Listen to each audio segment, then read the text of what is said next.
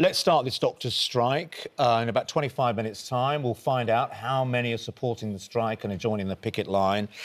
There will be appointments that have been cancelled. There'll be people, you know, who've been waiting for these appointments for such a long time. So it's going to cause some disruption.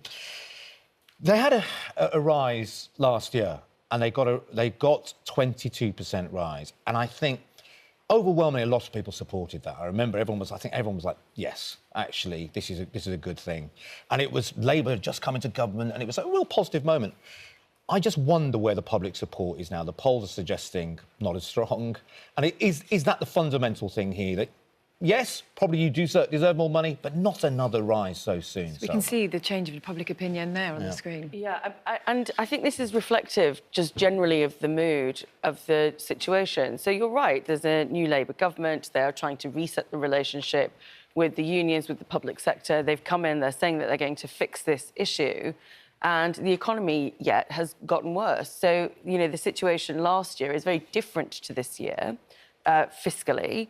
But also the idea that you can still go out on strike for 5 days and it not have a hugely negative impact on people who are already struggling to get an appointment, who are going to have important medical care delayed. I don't think there is as much appetite to want to support a strike like this out there in the general public for who the NHS serves. The trouble is there's a cost, isn't there, to all of this, Caroline? So, you know, not only the cost to sort of patients who will then be disrupted, the waiting list that had been going down will be impacted, and also then the cost of backfilling all of these jobs as well. All of the, you know, the strikers that have gone out, those consultants will be stepping up to cover that. There's the potential of then having to pay overtime afterwards to make up for what's been missed. So there is that argument, isn't there, that actually if you look at what the cost of the strike is it worth it? Should it just be paid off? Look, I do believe in trade unions. I think they're an important part of a functioning democracy that, you know, workers have representation. But the doctors, the resident doctors, formerly known as junior doctors, did get a 22% over 2 years, and they've been offered 5.4% this year. And I think Labour, when it came in, took a decision, not just in relation to doctors, but with other workers, to try and settle some of the disputes that were affecting our health in terms of the NHS and the doctors' strike, but also transport and others. But there comes at a price. Last time round in the dispute, the sort of message, if you like, from NHS England was focus on acute and emergency.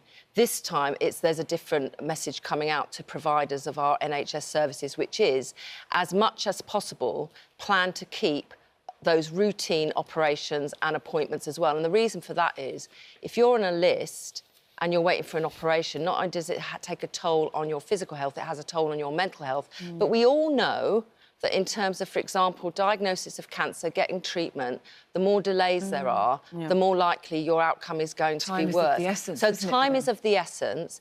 And just to be clear, the Secretary of State for Health and Social Care, Wes Streeting, has said he's prepared to discuss, for example, working conditions. I think the issue of tuition fees is on the table, and even some talk about the pensions. I mean, they do get very good pensions anyway, doctors in the health service. It's final salary rather than something that a lot of people don't get these days, which is a lot less generous. But he has said he's prepared to look at that. I think I saw a headline where he was able to look at whether, when they're on call, actually their you know, food and drinks are paid for or reduced to another way to support these workers, and they are important. The government, one of the positive aspects of the last year is they've managed, working with the health service and working with the people in it, nurses and doctors, is to get an extra 4 million appointments. Now, they would not want something to take that backwards rather than move forward. Sir Keir Starmer's written a direct letter in the Times, you know, and it's published late last night, and he'll be hoping some of these doctors literally right now will be reading these online on their phones and changing their minds. He's talked about the importance of the NHS and a warning that, as you've been touching there, Caroline, it would blight the lives of patients and cause real damage. Our NHS and country needs you. An interesting other threat he puts out here as well, which is, I think there's some strength in this. He says that Labour's argue that if strikes wreck its attempt to bring down waiting lists, Nigel Farage is more likely to become Prime Minister on a platform of radical change in the NHS funding model. This is the Times reporting that, but that is some of the things that have come out of the Labour Party. I mean, there is something there, though, because if things like this don't get resolved, the bigger question then comes, is the NHS working? And someone like Farage can seize on that. So, sure, but that's his legitimate right as an elected absolutely. politician. I'm not a reform voter or supporter. What I dislike about the way that the Prime Minister has pitched that is that it's unfair to make a political problem the problem of the resident doctors. So I hope that the resident doctors decide against striking. I hope they can come to a deal and a conclusion. I don't like the idea of striking in the NHS, but the Prime Minister is not... The argument about, you know, don't let Farage in, and by striking you're going to let Farage in, I don't think is fair. I don't think it's fair to put that political... And just to clarify, I think that this is a sort of general thing about what Labour's sort of position has been, not necessarily Starmer saying this last night in his speech, I believe. But yes, I mean, you know, that's a fair point. It is an issue around the dangers here. Yeah. Public opinion, whilst on the same... You know, people can at the same time, you know, when they're having treatment and it's really great treatment, really sort of be thankful for the NHS. And I think overall people are thankful for the NHS in this country. But I think people are worried about it. You know, public opinion polls around the NHS have not been great in recent years. No. And certainly the dial has shifted from public opinion supporting the doctors last time round to what we're seeing today. But it's not just that. You're assuming that that statement assumes that every doctor is against reform or, you know, but even right-wing Sajid Javid, for example, your former boss, wrote something, I think he's written something in recent weeks about looking again at how we fund the NHS. So it's not just reform. There are voices who are saying we might have to think exactly. completely it's a discussion for another day, and we are going to be debating this much later. With a representative from the BMA, and Edwina Curry will be with us as well. It'll be interesting. And we're counting down to that strike starting, which is in less than 20 minutes time. So we'll wait to see on that one. Should be from a kitchen, so anything could happen. Something we must talk about is the situation in Gaza. And Sir Keir Starmer has been speaking about this, saying it's unspeakable and indefensible. We're witnessing a humanitarian catastrophe. He's going to be holding an emergency call with France and Germany today. So strong words there, but we're still waiting to see what action is going to be taken, because the images that are coming out and the stories that are coming out, and we're speaking to one doctor in the programme later about what he's seen firsthand about how people are suffering, how there is, you know, widespread starvation and the injuries and deaths that have been caused. It's just a tragic situation. It's tragic, and it is preventable if aid is allowed through. I think there are a lot of people who are really appalled at the images that we're seeing, and rightly appalled at the images that we are seeing, and are asking their own governments as to what kind of pressure they are putting on Israel to allow that aid through. We know that the distribution of aid, as it's been taken in by the IDF, has created all manner of difficulties in terms of getting the aid out to the people that need it, and, you know, attacks basically on people queuing up for aid. So when this is the information that you are getting, inevitably you want your government to do something about it. The question for our government is, what can they do apart from apply pressure? We have seen this week that the President of France, Emmanuel Macron, has gone beyond previous stated intentions and said that he's going to recognise the state of Palestine. For people watching, that is quite a significant move. We've always talked about a two-state solution.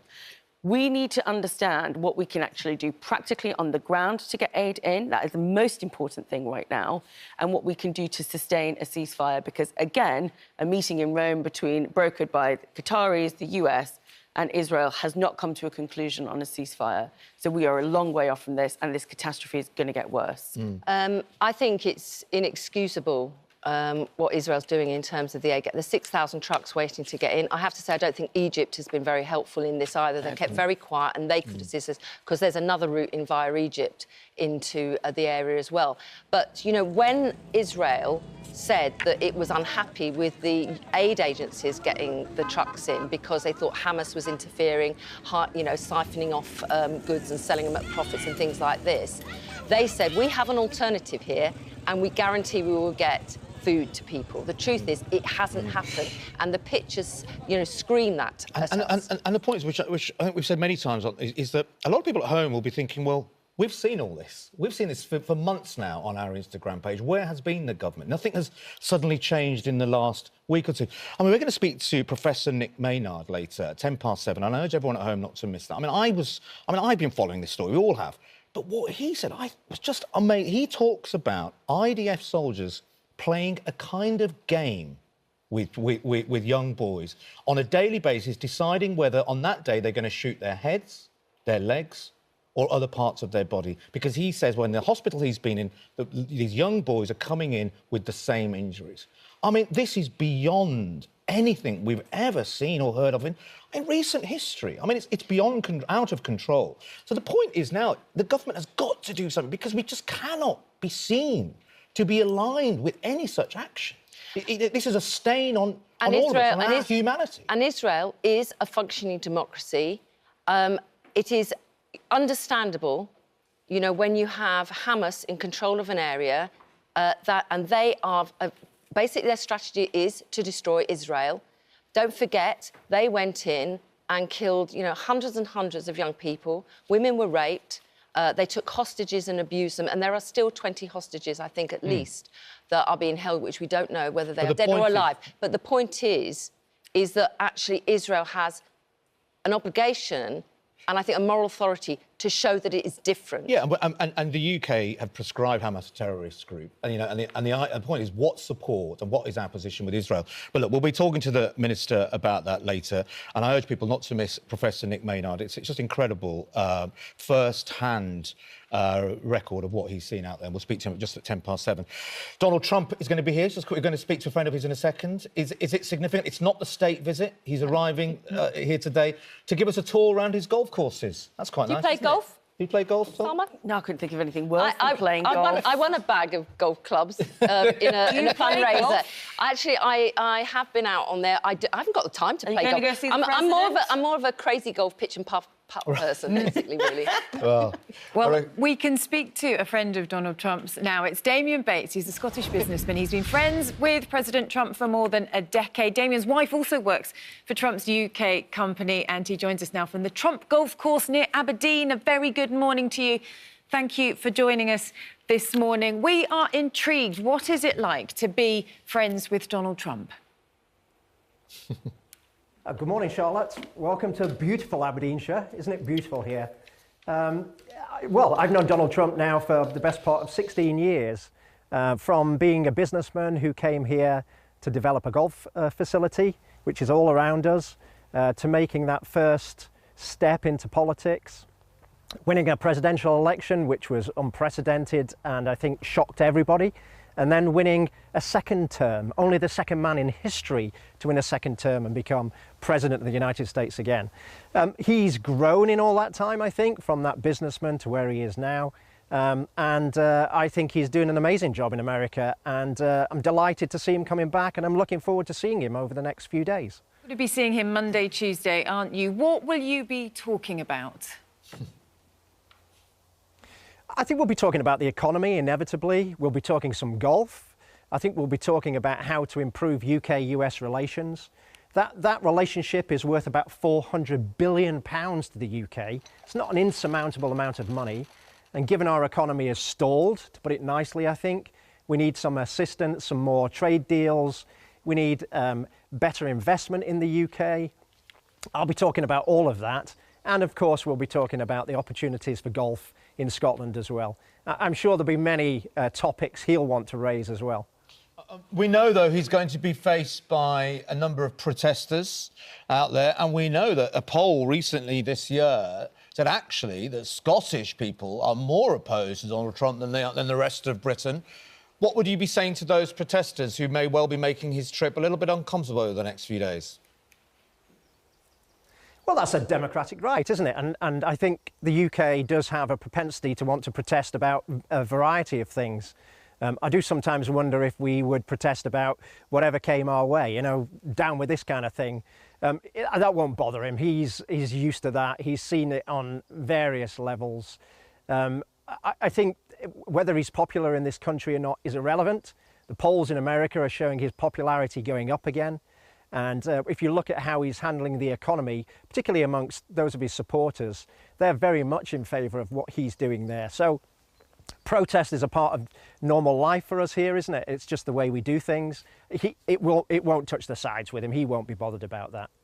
Does it not concern you? I mean, you seem like a decent guy, but Donald Trump has got some very serious allegations about him. We know about the hush money. He incited a riot of his own people against his own government and their equivalent, the Parliament, on the 6th of January.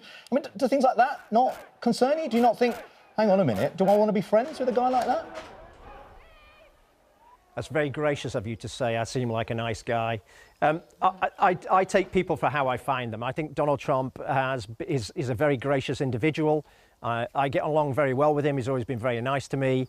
We have our disagreements. We've always had our disagreements, and we've never fallen out over that. And I think the one thing you don't do with Donald Trump is tell him what you think he wants to hear. You tell him what you genuinely think. That's what he really wants to know. What does that... You know, we could talk about the aspects of January the 6th or other things that, you know, there are a lot of politics at play in America, much more so than in this country, that are more nuanced than it sounds. So I treat him as I've always treated him and how he's always treated me, with respect. And I think he's doing an amazing job in America. Look, I was, you know, you are a decent guy for just saying that, but the idea that you would be friends with somebody, and we all remember, and it always sticks in my mind, is that he was caught on mic saying what he would do to a woman and where he would grab them. Your wife now works for his business at the golf course. You may have family members. I mean, female family members who would feel very vulnerable, I would have thought, in his company. Do you really want to be friends with somebody like that? Not at all. What, you think that's okay? Oh, you think somebody who says that? Listen, it's... Yeah, I mean, listen, that's careless banter, isn't it, in an off-the-mic situation. All I would say is he's very supportive of females in business. He's very supportive of promoting females to the top. His Attorney General is a woman. His Chief of Staff, Susie Wiles, is a woman, a very top-performing woman. My wife is one of his senior execs. There are senior execs throughout his business. He's a big supporter of women in business. Okay. So I think if you put aside these little bits of banter that go on that were off the mic, it was careless, of course it was, but that's not the man I've ever seen, and he treats women with immense respect. And I've seen him in his own golf facilities in America, where he'll speak to the waitress in the same manner and ask her opinion and listen to that person as much as he would an ambassador or a prime minister. He's a very different man in private than what the media present him in public. Okay. And how key do you think is this visit? I mean, obviously, we've got the state visit coming up in September, haven't we? But he will be meeting Keir Starmer. We are keen to cement the trade deal. How important is that relationship? I mean, we're still waiting for the tariffs to come down on steel, aren't we? They're still 25% at the moment, but the negotiation is that they will come down to 0. So just how crucial do you think it is that we have this situation where we can maximise the visit to get what we need out of this? Oh, this is huge. I mean, this is a massive opportunity for UK PLC on so many levels. You're absolutely right. I know that trade will be at the heart of those conversations. Steel, pharmaceuticals, those are the areas we need to focus on to get tariffs down somewhat. I think pharmaceuticals is worth about $9 billion to the UK economy. That's really, really important. And in a transactional sense, those relationships between Sir Keir Starmer and the President and John Swinney, the First Minister of Scotland, are really important. All of that is based on a relationship and building a warm working relationship. And I think, we can be critical of Keir Starmer in many ways, but it's to his immense credit that he has worked a way to work with the President and has a very warm relationship. And I think they'll be able to find a settlement in there. OK, Damen, we'll have to leave it there. Thank you very much. I can confirm you still are a very decent guy. Thanks for joining us this morning. Enjoy that visit. Thanks for joining us. Damien Bates is a friend of Donald Trump. We're going to move swiftly on because we haven't got much time left. Let's talk about Jeremy Corbyn, shall we? He's going to bring a new party, he's announced. He hasn't yet got the name for it. Well, it's sort of provisionally Your titled party. Your It was called Party. Your Party. Now No, everyone's he's calling saying it it's your not party, but he wants you to name it. Yeah, OK, that's interesting. That's going to be... What, the leftovers? I don't know, you know. Oh, that's a good one. Well, look, I mean, look, joking, I think there'll be a lot of people quite like the fact that he hasn't come away with a big polished campaign, going, look, here we go, we're very much an institutional party. He's saying, come along to the conference, let's work this out together, and we can even come up with the name. That sounds like a bit of a cop-out, doesn't Well, it? Like you've not maybe done it your is. homework or you haven't really... We can't think of a name, so you think one for us. He was at a Marxist event run by the Socialist Workers' Party a few weeks ago where he got a standing ovation. I mean, this is like... I said a few weeks ago on this is like Life of Brian.